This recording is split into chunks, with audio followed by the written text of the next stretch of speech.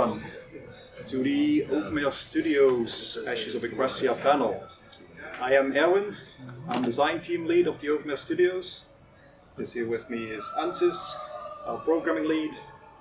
You might want to speak louder, I think. Can everyone in the back hear me? Yeah, sure, close it. Alright then, I'll speak a bit louder. Right, we are the Overmare Studios. We're a group of volunteers from all over the world, and we're working hard to create the game called Ashes of Equestria. So, Ashes of Equestria is a game that's based on the fanfic by KCAT, Followed Equestria. Is there anyone here who has not heard of Followed Equestria before? Get out of here. I have a question. Who has been to either the Epona Fest or Equestria panel this year of ours? So not so much overlap. Good. Then we won't bore you with the same stuff. Okay. Well, I'll just give a brief introduction of Followed Equestria anyway, just in case there's anyone watching that doesn't know what it is. And in this panel, I will focus on our game design and level design. This is what I do on the design team. But first, let's remember what Followed Equestria is. So, Followed Equestria, well, is big enough to have its own Wikipedia page that's saying something. And it's based on the Followed series. It's a fan fiction book. It's very big.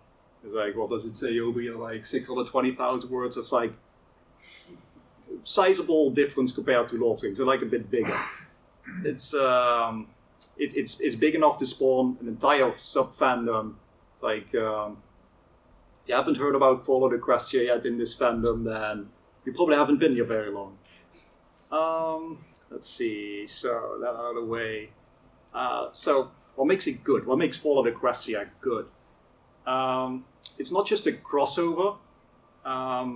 Like many fanfics out there, they just take one thing and the other and they mesh it together, and it's like, oh, it's the story from that other thing, and we just shove the main six in there.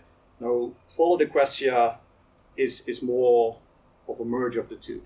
Like, it takes the world of Equestria and the events of Fallout, like nukes falling, and that rolls with that in a very unique way with its own unique story. So good parts. All major characters have depth to them. You can't really write a good story without good characters. And it has its own unique story about bringing light to a world that's otherwise dark and unforgiving, where the values of friendship are almost completely abandoned. And it's very harsh. Like, a big difference in the story of Followed Equestria compared to the Fallout games which is based on. The Fallout games are, I mean, there's horrible things happening, but it's still a bit comical, lighthearted. Followed Equestria, not so much. So there's still a bit of comedy in there, but it's mostly harsh, horrible, sad, in an unforgiving wasteland about hard survival. So we want to make our game, based on that, also share that same feeling. So it's not just gonna be like, you're gonna roll in there, play the game, and have a great time. It's gonna be harsh survival as well, if you choose to play that way. But for basically normal difficulty, it's gonna be a bit harder than Fallout. Also, for Followed Equestria, that there's no feeling of plot armor. Like, these characters, something could happen just at the next page. You never know who's gonna make it out. You never know what's gonna happen. So it's really keeps you reading. Let's see. So, about Ashes of Equestria. What is Ashes of Equestria? Well, it's an action RPG. What the hell does that mean? Action RPG, it could be a lot of things. So it's action in the sense of, it's a first/third person shooter. Similar to Fallout 4, it has will have modern gunplay mechanics. So you see that in Fallout 4, and modern games like, you name it, Counter-Strike, Rainbow Six Siege, whatever. We're striving to have that too, good gunplay. And also, let's see, we strive to have the same sneaking system. Like, Fallout 4 was a big step up for both gunplay and sneaking. Story not so much of a big step up, but gameplay-wise it was a nice improvement. So sneaking is gonna be the same way, that has that nice gradual feedback to the player of like, okay, I'm getting more into the danger, I'm being more detected, or I'm striving more towards being hidden. Whereas Fallout 3 was just like hidden, detected, caution. You didn't have much feedback in between. So let's see. That's pretty much where the similarities between Fallout 4 and Ashes of Equestria end. Aside from all the basics, like Ashes of Equestria will have the special, like special stats, items, equipment, hit points, action points, guns, lots of guns of course, and melee weapons.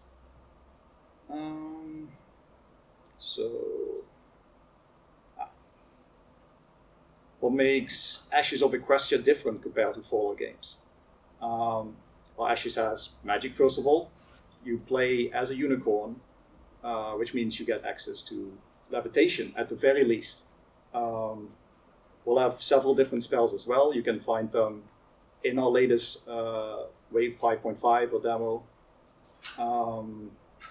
And at the very least, like even if you acquire no spells throughout the game, you can have access to telekinesis and be able to do similar things that Little Pip does in the story. So we're not quite there yet with telekinesis, which currently you just grab an item, float it. But we are striving to make it pretty fun to the point of it's going to be similar like the gravity gun from Half-Life 2, as anyone is familiar with that. You want to be able to grab objects, hurl them at enemies, or even possibly grab enemies or levitate yourself. So levitation can potentially be very powerful. So aside from magic, we strive to have some good melee mechanics. Like in the Fallout games, pre-Fallout 4, as far as I've heard, it's not really that good of an idea to go melee. Like you can attack, but the Deathclaw is just gonna kill you no matter what. Or if you have a really good melee build, you get the first punch in, then you win. It's kind of boring. Fallout 4 and 76 do it a bit better. What's really lacking in the Fallout games, melee mechanic-wise, in my opinion, is some good defensive mechanics. Because why the hell would you run up with a sledgehammer towards someone with a gun or another sledgehammer? You're just gonna get yourself killed. So we'll have a dodging mechanic, so you can jump out of the way of danger. We'll have blocking, as Fallout games already have, but also parrying. So based on correct timing, you'll be able to negate damage fully. So melee becomes a valuable option for those players skilled enough to play well, and will give you the tools to keep surviving. So we're a loose adaptation of the FIC. We're blending our own storylines to flesh out Ponyville and what happened to the Wasteland. So in Ashes, we have just world-wise, we have Stable 2, Sweet Apple Lakers, and Ponyville. We're not making the entire Equestrian Wasteland like in the story. That's way too much work. That was our initial goal, and then we shrunk it down a little bit. Okay, we want to have the core features and do those right, and add a ton of our own story to just Ponyville. So while we strive to have the main Fallout Equestria story in there, like you leave the stable, you can chase Velvet Remedy, you can do what Little Pip does in Ponyville, but the main story kind of ends there. If he left it at just that, it would just be a half an hour game or something. So we have a whole lot of side quests planned, a whole our own story for you to experience. Also, I called Ashes of Equestria an action RPG. So I talked about a bunch about gameplay mechanics and action. Well, RPG, it's kind of loosely broad, thrown around term nowadays. Like anything can be an RPG. If you have a character, it has some stats, it has some numbers, that's an RPG. Well, RPG stands for role-playing game. So where's the role-playing in most games nowadays?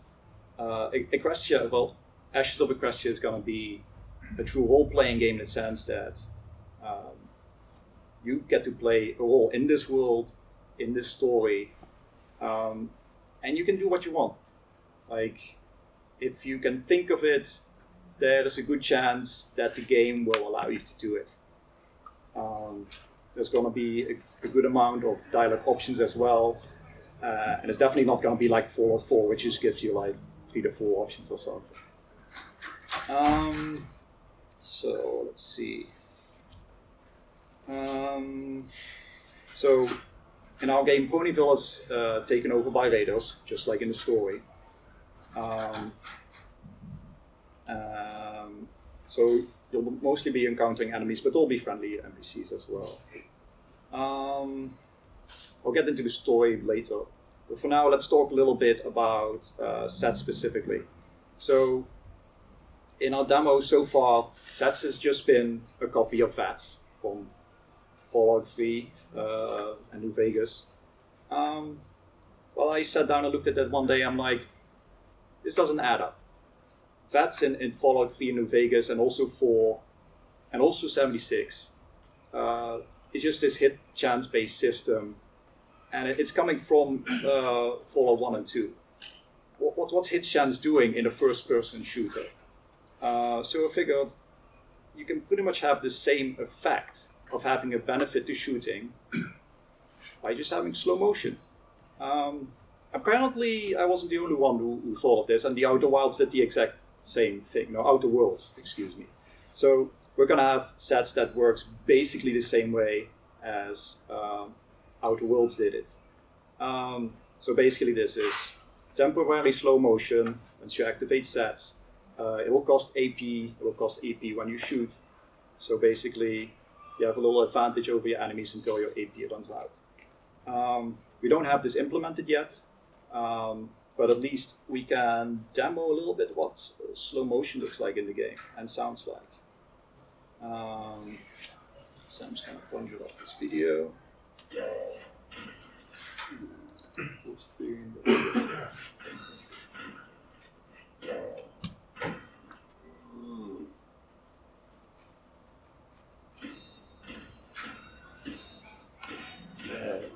If I may jump in, what Irvin has been talking a lot in meetings, like in team meetings, is that he wants the game to be kind of unfair, as in by default. So everybody is just as powerful or even more powerful than you, which is kind of true in the story, right? Like Little Pip has not held a gun before coming out of the stable, and so on. And the SATS is the thing that gives the player a fighting chance.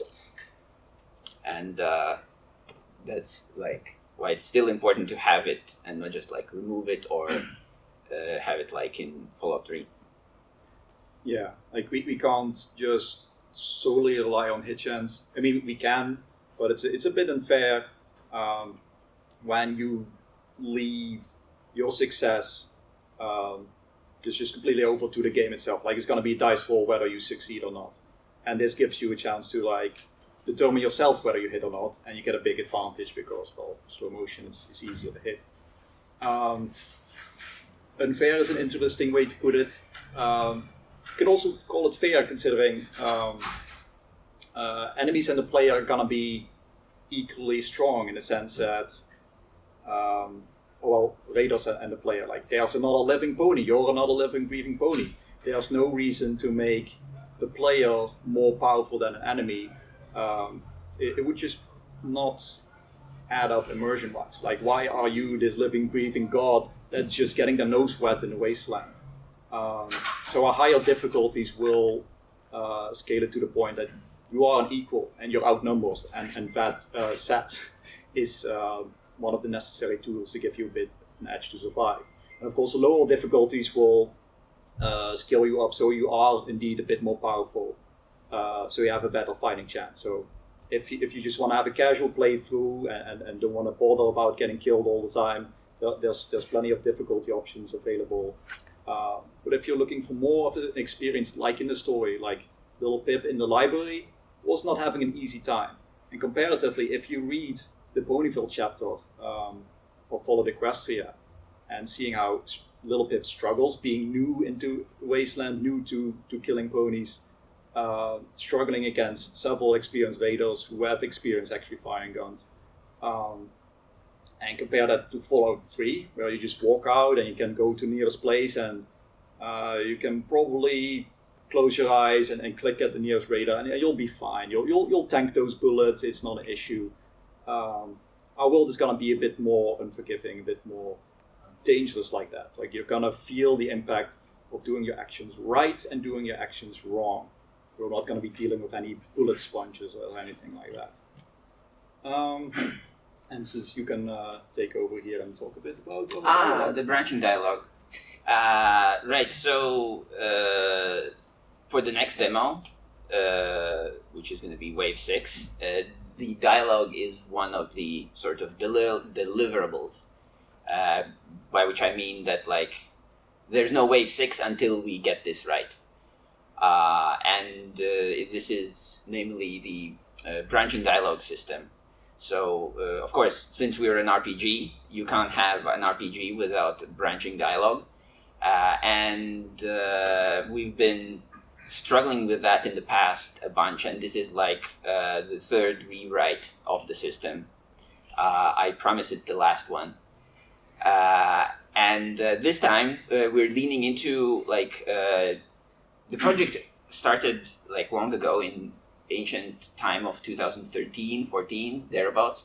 And then Unity, the game engine we used, didn't have many features. But lately, they have added an integrated visual scripting system that lets non-programmers define, like, what's going to happen if this happens and so on. And I have decided to use it to make a system for our writers to define the branching dialogue. So you can see here, we have, like, here are the dialogue options. Depending on what you choose, the NPC will say different things, or different effects can happen, and so on. And this time I have high confidence that we will succeed with this. This time the system is fully integrated into the engine, so the scriptwriter can actually, like, they make the dialogue, they can press play and test their changes right there. Hopefully it's going to be awesome and we'll ship an amazing Wave 6. Another thing is that over time, in recent years, you may have heard that, like, the VR is a big thing, and Oculus, the company who were now bought by Facebook, made, like, these headsets. And to support their social VR goals, they have been offering free libraries that let you basically lip sync an avatar based on what you say in the microphone, but the sort of the license of that library doesn't say it has to be for VR or it has to be for Meta. So we just took their library and used that to have, like, fully animated faces for dialogue. I also hope to use, like, since we started working this game, also modern iPhones have come out, and they have a possibility to capture your face as you're speaking, and that we will use for, like, even, like, for, you know, more important dialogue. We will have, like, higher fidelity animations. That's everything for this slide, I think. All right. So now that all the technical talk about that is out of the way, let's demo what that looks like. So this is just, I asked the voice actors to say some sample dialogue and plugged it into the game. Yeah, this is pure, like, testing dialogue. We don't want to spoil any of the story, but it'll show off dialogue, lip syncing, and some of our voice acting. Let's see this one.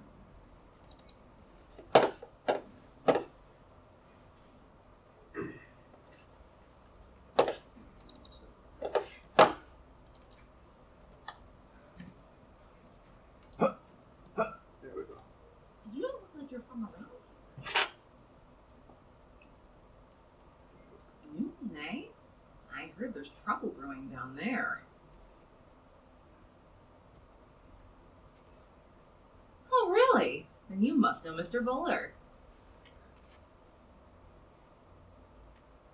You liar. There ain't no Mr. Bowler. I made him up. Things like blinking are still to be implemented. Yeah, we're gonna have facial animations as well. But yeah, this was just to show some progress for you guys. Let's see. So, What else we've got? next demonstration, we have a little Bitbug broadcast giving you a quest. So, those who have read the story, well, all of you, might find this one familiar.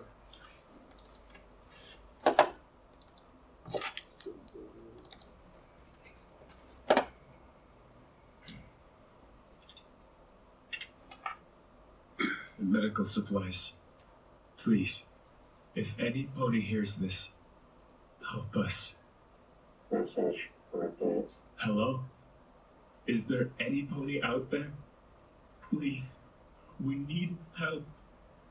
I was bringing my family to the stable up near Sweet Apple Acres when we were attacked by raiders. Only my son and I survived. We made it to the stable, but it's still sealed up. There's no way inside. My son, he ate one of the apples from those damned apple trees up near the stable, and now he's terribly sick. Too sick to move. We've set up camp near the old memorial. We're running out of food and medical supplies. Please, if any pony hears this, help us. I was expecting for you to actually go there.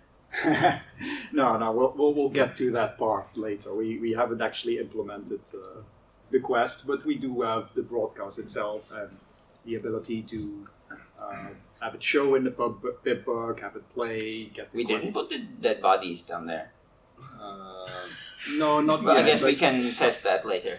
Yeah, there's no dead bodies yet. I mean, we have dead bodies, but not specifically there. You still have to kill him. Little problem with that. Let's see. Next up, can you take over from here? Okay.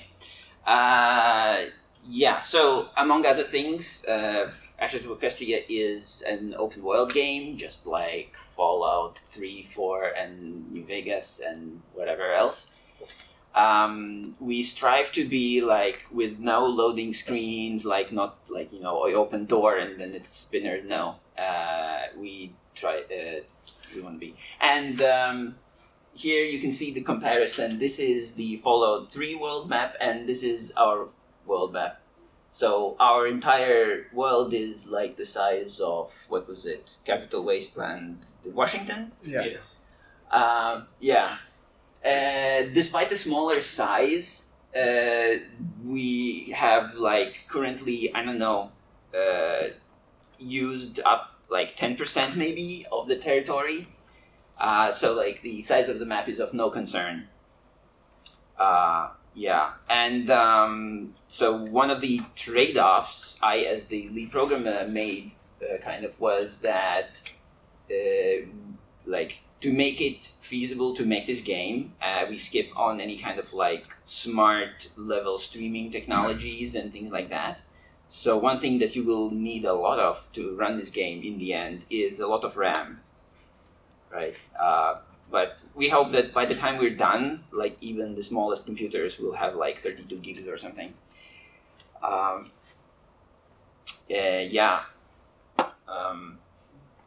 Yeah, and I guess, so how far are we with Wave 6? It's coming. We're working on basically, like, what are we working on? Dialogue, fixing bugs, then not just strictly for Wave 6, there's level design work and animation work recently, because, here's so good news. it turns out coming to every con ever and talking about game works because we get more team members to help us out. Which is, by the way, if you're interested and want to see this game reality or play it someday, join us or tell some friends to join us. We need every specialty. Yeah.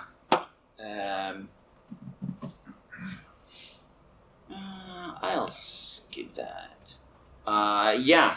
So that's the dialogue goal. Like I said, like I basically sort of said, yeah, let's have 2 fully working quests, like as a approximate, goal, and like how hard that can be, right?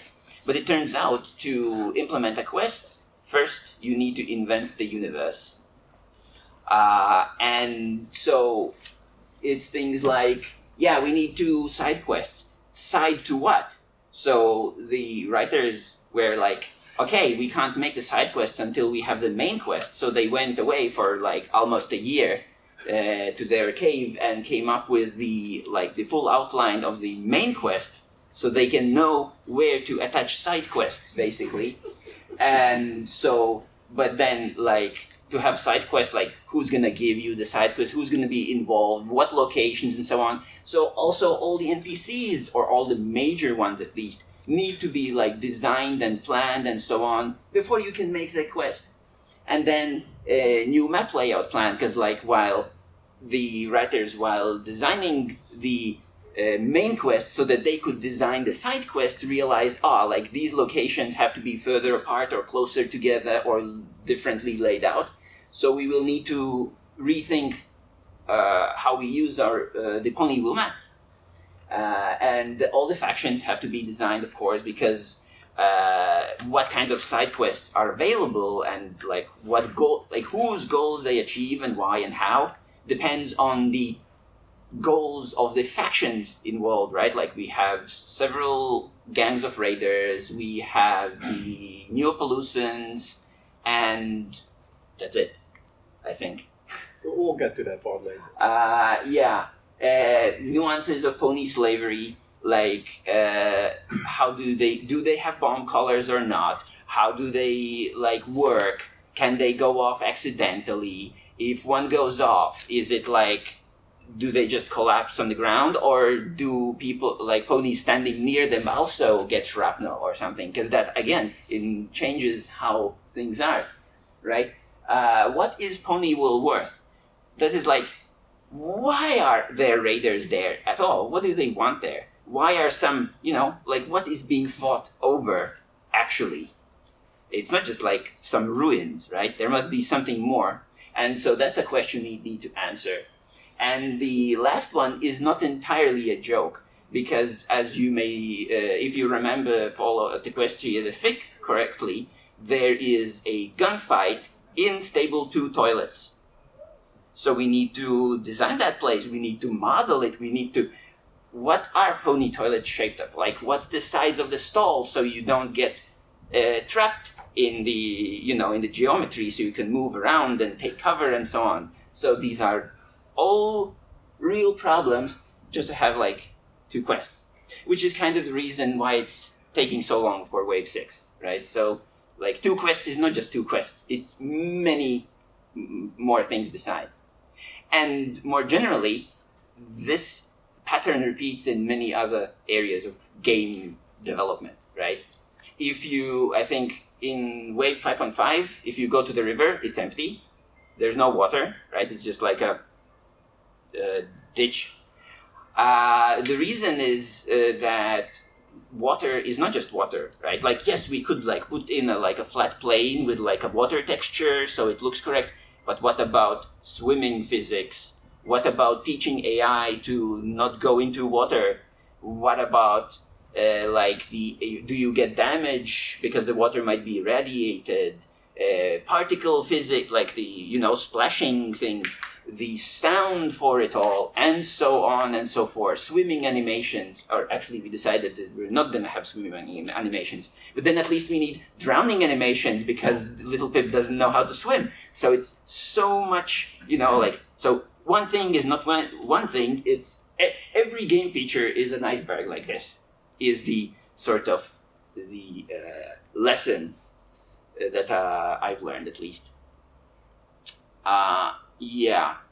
Another reason for this wave taking long, correct me if I'm wrong, 3 years ago when we finished wave 5.5, we didn't even have the script team, really. Yes-ish. Yeah, approximately. We had like one writer, I think. And now that writer is gone, but we have two others. So it's, yeah. As this project goes along, people come and go. And at some point, 4 or 5 years ago, the entire leadership changed hands. So a lot of time has also been invested into redoing our structure. Like new people learn the ropes, and yes, for a script team to be set up, recruited, find out their workflow, and then get down to business and work with programming, so they can actually implement their quests in the game. So like one anecdote from this is a script writer comes to me and asks like, can we have a feature in the script that like there's this like you saw the graph nodes, right? Can we have a node for damage? And I'm like, yes, but what do you mean? What are you gonna do? And then it turns out, it's gonna like you try to give somebody a massage but like mess it up. And then I'm like, wait a minute. So there's animations, sounds for this, effects, and all that. It's not just deal damage to somebody in a node. Again, another iceberg. And one part of the iceberg that, like, as the writers were coming up with the main quest, they came back to us and they said they need Stable 2 back. Like, in the main quest, the Stable 2 needs to play a big role, and in Wave 5.5, previously in our blog, we said that we're cutting Stable 2 because to keep the scope of the project small. And after a big argument and debate, they ended up having their way. So Stable 2 is back. Everybody was very happy except me not so much that we're gonna have a stable, because I see that as a lot of work, but everybody was very enthusiastic about it, and a lot of good work has gone into it already. And this is what it looks like right now. This has been mostly Irvin's handiwork with help of some other level designers. And what you see here is basically, I think I wrote finished. Did you add it nearly? It is technically nearly finished. It's okay, so it's technically nearly finished when is it whiteboxing finished? stage. Whiteboxing stage is when we don't care about it being pretty or about details or graphics yet. We just need to lay the place out so that where is everything? Can you move between these places? Can you find your way through this area, right? If you notice, it's like a bit chaotic, kind of. Like a living, like if you go to a real life, apartment building, it's very symmetric and regular. But this doesn't make for good gameplay. And one of the kind of rules for level design is that you should be able to tell where you are just from a single screenshot, right? So no hallway should look exactly the same as any other hallway and room and so on. And rooms shouldn't be like perfect squares and so on. So that you can tell, like, are you facing the exit or the, way deeper and so on. We got all the play. You didn't remove anything that's in the story. No, the stable had quite a number of criteria.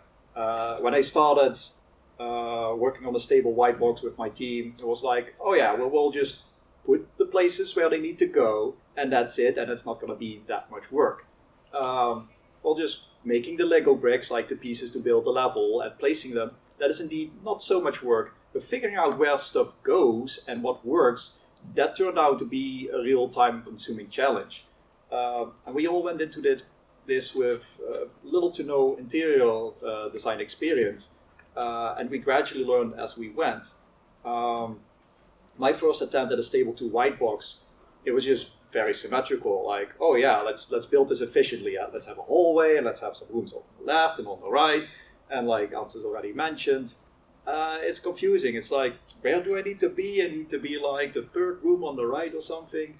And it's a whole lot better when visually everything is kind of broken up, where you're more navigating by what you see and remember. Oh, right, the cafeteria is right off that corner over there. So you can remember that kind of subconsciously. Or like even in the architecture here, I'm looking a lot more at this stuff now as I'm like building things like these. It's like, oh yeah, well, there's just one door, it's easy. But also this is not just a square-shaped room. There's like these pillars on the side. And if you were turning around the whole lot, completely lost your direction, didn't see the doors, you could be like, oh, big pillar, that's the window. Small pillar, there's the door. So little visual cues like this will help. So the panel room is well level designed. In that sense, yeah. Like I would not use such a small pillar. I would probably like use a corner or something a bit more. But this, it works. So little things like these help make a level less of like, oh my god, I'm lost, and more like, oh, I know where to go. Like subconsciously, I don't even think about these things. But if a level is designed well, I hate to say it, but it just works. Right. We always so, do that. Important bits. Pick up the station install as well. You will begin, just like in the story. Then there are the bathrooms. And what else is important? Apple Orchard. It's kind of small, but we decided that the game is not about growing apples. So it's more like a symbolic orchard that yes, it's a place you can go to, but realistically it would be larger than this entire screen, right? Because how many apples do you need to grow to feed an entire village of ponies? And now talking about architectural style, here are some concept arts from our 2D team.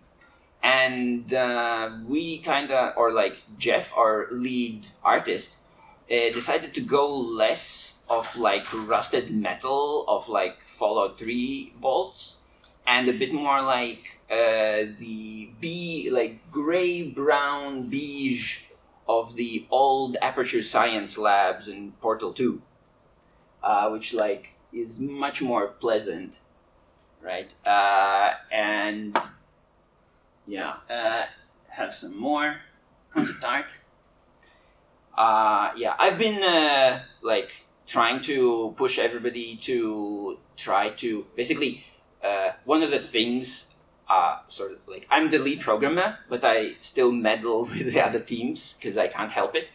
And one of the things I've been trying to tell everybody is that Stable 2 has been closed and lived in for 200 years. So first off, Stable Tech knew this, so they would design the stable to be more homely, right? More pleasant, less depressing to live in.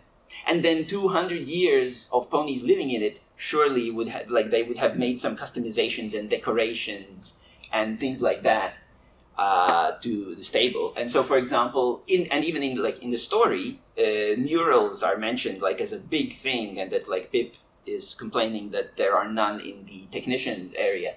Right, so here are some early murals and sort of graffiti, effectively, for the stable. Right, these are pillars that are supposed to hold the ceiling up.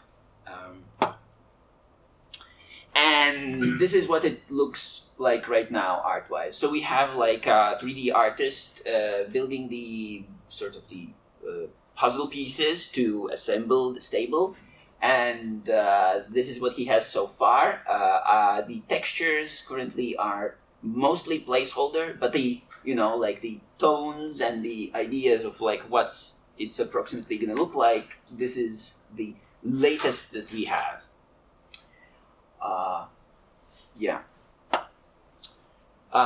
Here's some concept art of what the journey to the surface should look like.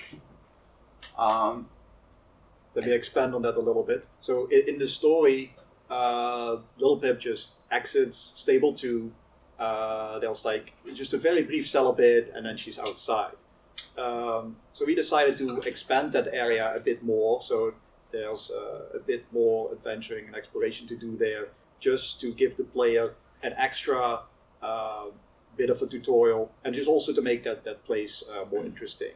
Like as you can see in this great artwork done by Nemo, you can see glowing mushrooms that guide the player in the dark. Like in the fic, Little Pip is just in complete darkness once that full door closes. So we want to very much create that the same effect, but still give the player a clue of where the hell to go, even if they can't figure out or won't turn on their pip-up light. A great thing to strive for as well in game design is to allow players to do what they want. And sometimes players can be really stubborn, but I personally love to give players options. Like, okay, if you're going to be stubborn about it, well, here's your stubborn merry way. You want to jump off that cliff? All right, go ahead. You can do it. Like I told you, go that way, but you want to do it, you can go ahead.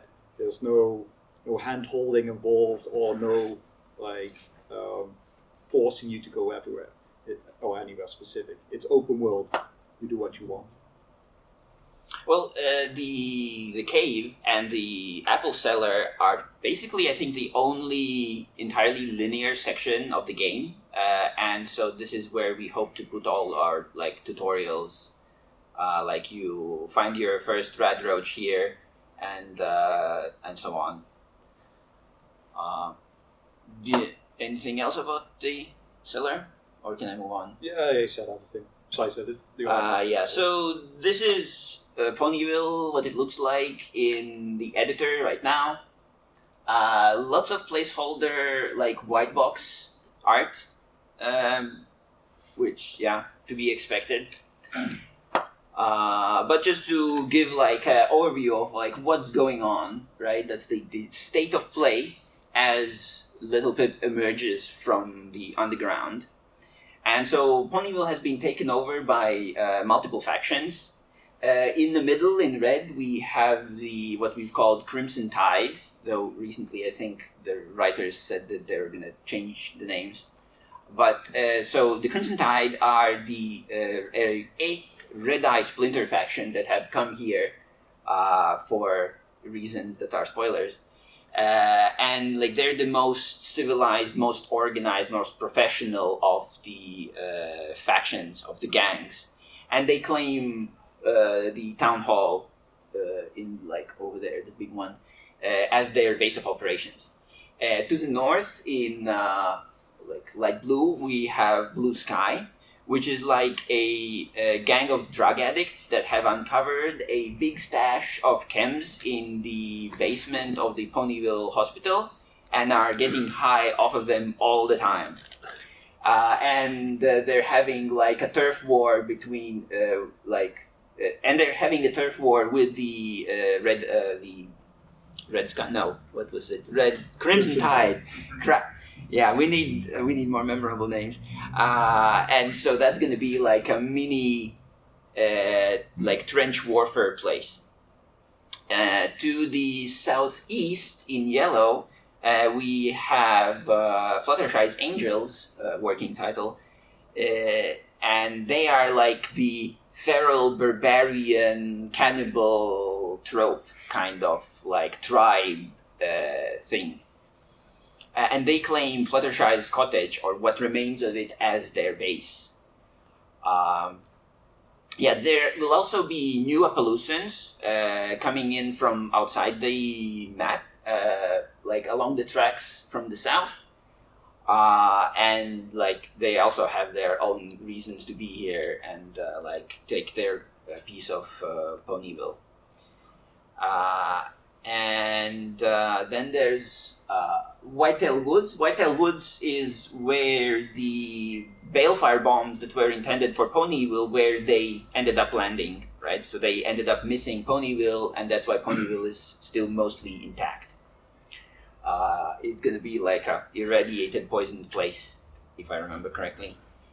Then there's Ponyville Dam at the north. We don't have any very specific plans about it, but it's currently earmarked as like a high-level dungeon with lots of traps and environmental hazards and mutated monsters and such things, as many as we can come up with.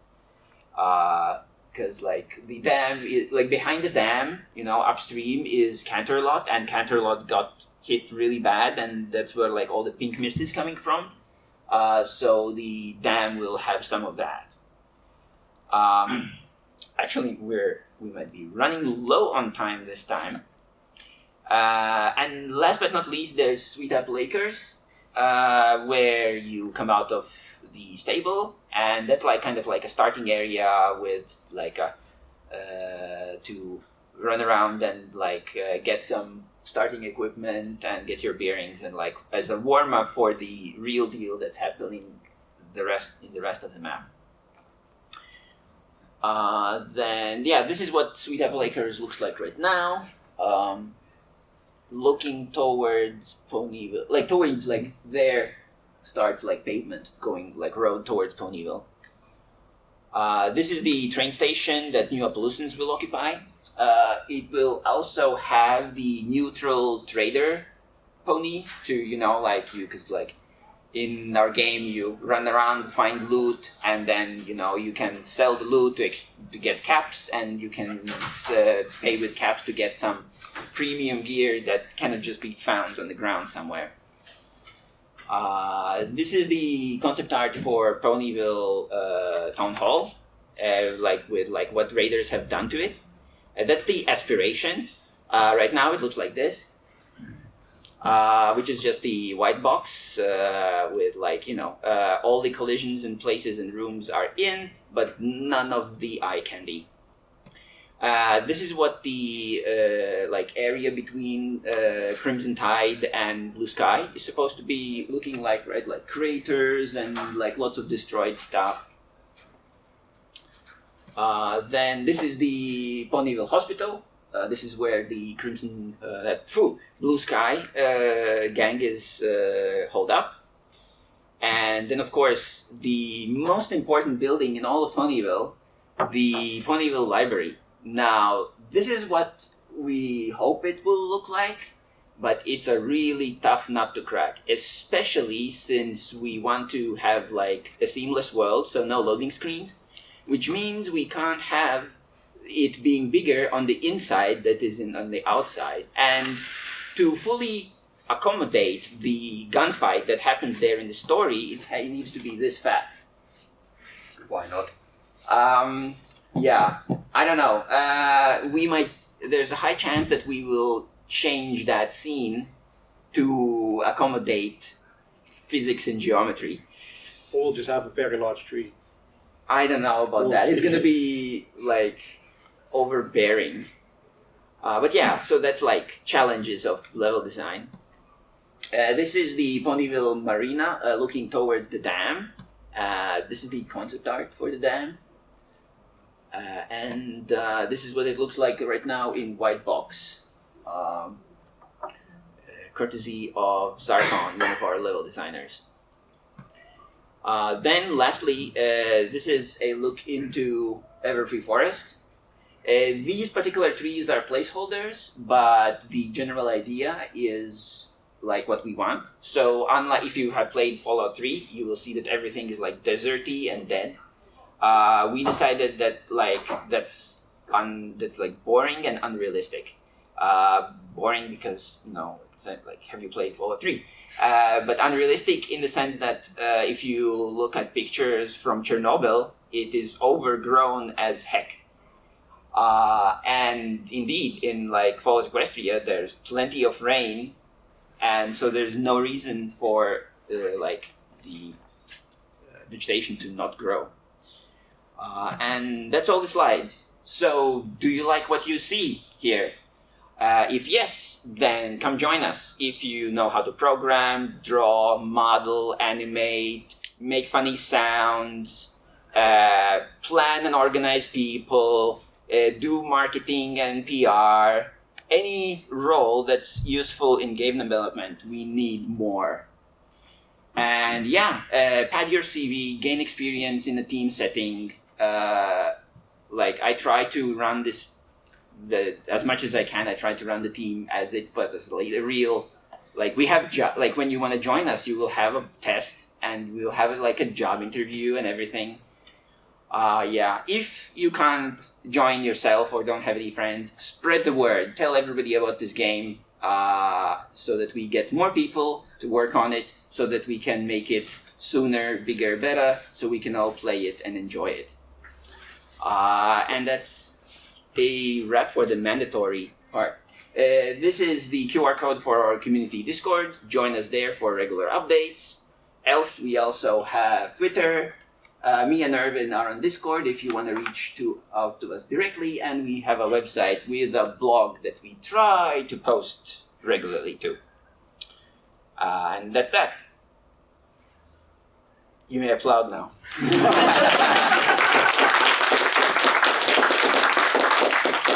And we have 10 minutes for questions. Yes. Well, first off, I want to say that it feels like you guys have been putting more passion and thought to this than 99% of other game studios nowadays. I mean, it's ponies. I've got about 20 questions, but I'll keep it to one. So you guys have mentioned that you were taking aspects from the more modern Fallout, so 3, 4, New Vegas, and 76. But was there ever a point where you thought about taking anything from the older games, so 1 and 2 at bare minimum? In terms of anything you could use? I know it's a case of that using a lot of aspects from your original 2 games don't work because you're making a 3D game while the older ones were isometric 2D. So one thing that I kind of wished, but it's kind of too late to change direction. But what I if I could turn back time, what I would do is copy the world map from the Fallout 1 and 2. So instead of having a seamless open world, we would have the open world, which is simplified, maybe moving on a map, right?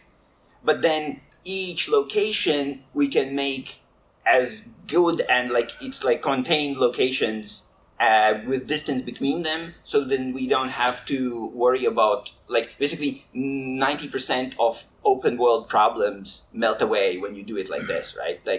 And then you can also have as much scale to the world as you want, right? XCOM does the whole world like this.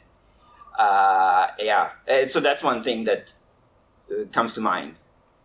Quick thing I want to add is we look at as many games as possible for things to do right and things to do right in our game. For Fallout 1 and 2 specifically, I remember we were looking at what does a stable door look like. You have the gear, of course, but they look a bit differently throughout the games, or more specifically, they function differently. So when we're getting to making the stable door, it's okay, how does this barn door swing? How does this thing swing open? And the Fallout 1-2 approach was more okay, it swings to the side, and Fallout 3 is an arm comes and then it swings to the side, and Fallout 4 does it differently again. So we do look at all the Fallout games. Fallout 3 and later titles, we look mostly at those because the gameplay is similar. Oh, we look at many other games too, a lot. Breath of the Wild comes up a lot. Recently we've had Dark Souls mentioned. What else? Of course, Outer Worlds is a big inspiration. We try to steal from the best. Yes? Yeah, as a fellow game developer, what source control and engine do you guys use? Sorry, I came in late. So Right. So, source control is Mercurial.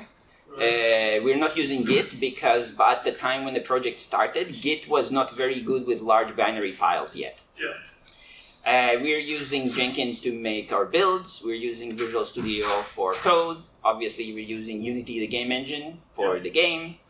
What else? We have a bunch of Python scripts for our some automation, Discord bots, such things. We use Hack and Plan for our like task tracking. We use Google Docs for all our document management, like all the design stuff and like notes are in there. Discord is our primary communications platform. We have our meetings, chats, everything in there. Did I miss anything? I think, yeah, that's everything, I guess. Will I be able to wear a princess crown in your game? We don't have a princess crown, but we have, what was it? We have some. we rainbow have the. antlers. Yeah, we have antlers. Yes.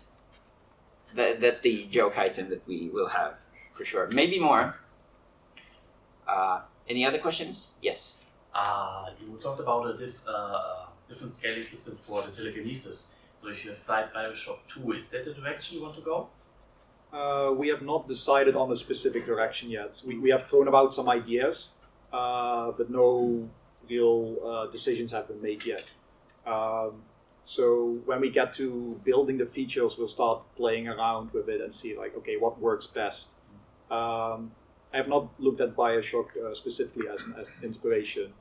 So far, inspiration is Half-Life 2, Gravity Gun, and I suppose Star Wars a little bit. Like telekinesis is kind of like the Force. You can force choke people. Little Pip does that eventually. You can remotely open and close things. So yeah, that's so far for inspiration. Once we really get that ball rolling, I'm sure like Bioshock will come up in other games.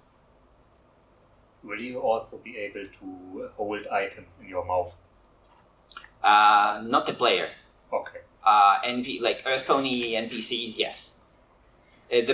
We had a big discussion with animators about this. The problem is that look where the camera is, and then if you put a gun in your mouth, now the gun takes up 3/4 of your screen, right? Pony issues. Yeah. So at the back. I'm sorry, this will be probably a stupid question. Over the years, I fall out of a loop. So this, at this point, it's supposed to be like a standalone game, or is it supposed to be like mod? It's its own game made from scratch in Unity.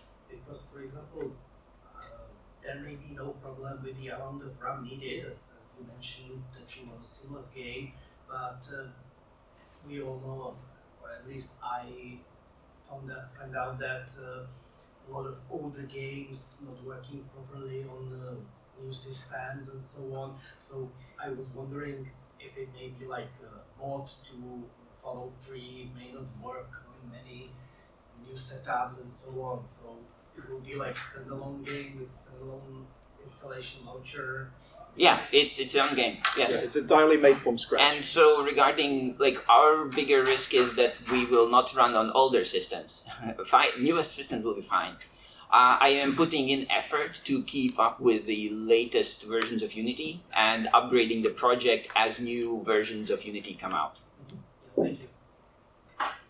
Anyone else? Well, yes. Can I just throw in another one? Sure. Given what this project is and what licenses are involved with it, have you yet had a word from Bethesda or Hasbro to say No. No, we've stayed under the radar so far. We have a video on the subject of copyright on our YouTube channel. Go watch that if you're interested. But the TLDR is just avoid trademarks, and then you should be good. Like you can't trademark an idea like having guns and radiation, but you can trademark words like we're called Ashes of Equestria and not Fallout Equestria because Fallout is a trademark, but Equestria apparently is not. So Ashes of Equestria. For us, because But how about things like Flawless? Because he said like Flawless has angels. Yes, Is that this has not- been brought up before. Yes, we would like. That's why, like I said, it's a working title. Oh. Yeah, like basically, regarding copyright, we have nothing to worry about. What we do have to worry about is trademark, and trademark, like there's a online database of all the trademarks that you can look up, and so it's easy to find out whether you are infringing or not. And we basically have to avoid all the main 6 names, except Applejack. Applejack's fine, because it's a liquor. Then we have to, like... I think we recently discovered we cannot... it might be true that we cannot use the words cutie mark, because Hasbro has trademarked it. So I don't know what we will do there. If you guys can come up with, like, alternative name that's still as good, please tell us. Just the abbreviation. What? CM, just the abbreviation. No, but like speaking in dialogue.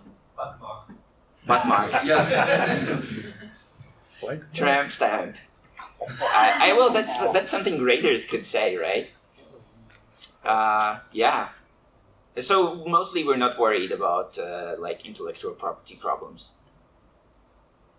Technically, the panel is over, but as long as nobody kicks us out, we can keep taking questions. So. Yeah, what's the average amount of poly count for your characters, and also do you use normal maps in your game? Yes, of course. We use we use the standard physically based shader of Unity, which has normal maps, ambient occlusion, and metallic. And what was the poly count was tens of thousands, like 10 to 20k polys. I think we can catch me after the panel. We can have a look. I have the project right here on the laptop. Sure. Yes. You didn't want to have the loading screen for the library, but we are thinking about making it big on the inside without a loading screen. It's technically possible, but it would be a lot of work. Oh, okay. And doing that just for one location is not worth it.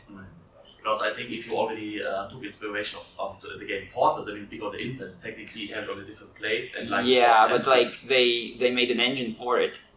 Oh, okay. So, okay.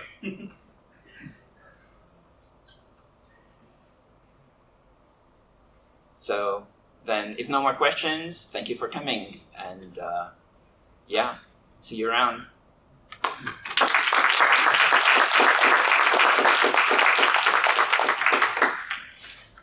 All right, thanks, Roy. The end.